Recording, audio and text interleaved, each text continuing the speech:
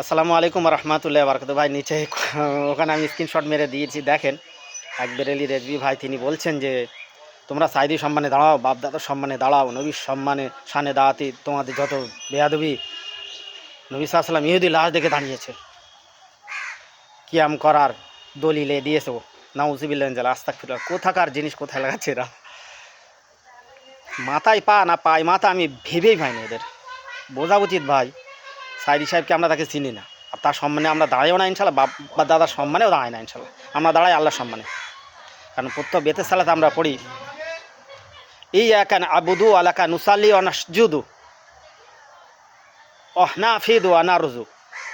ইয়াকা নাবুদু সূরা আল ফাতিহা আমরা পড়ি আল্লাহ তোমার ইবাদত উপাসনা করি, আর বেতের সালাতে আমরা দোয়া কুনুতে পড়ি আল্লাহ তোমার জন্য নামাজ পড়ি, তোমার সম্মানে দাঁড়াই, তোমার ভয় করি, ইত্যাদি ইত্যাদি।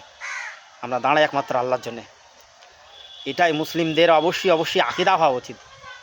আর নবী সাল্লাল্লাহু আলাইহি ওয়াসাল্লাম আমাদের দাঁড়াতে বলেননি। হযরত আনাস ইবনে মালিক রাদিয়াল্লাহু আনহু থেকে বর্ণিত, তিনি বলেন নবী সাল্লাল্লাহু আলাইহি ওয়াসাল্লাম কারো সম্মানে দাঁড়াতে অপছন্দ করেছেন এবং তিনি মানা করেছেন।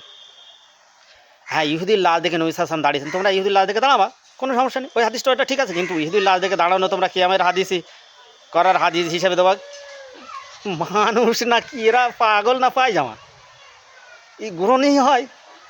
কোথায় পড়েছে এরা, কোথাকার জিনিস কোথায় লাগিয়ে মূর্খ মুসলিমদের কীভাবে ভ্রান্ত করে এরা বেদাতের দিকে ধাবিত করছে।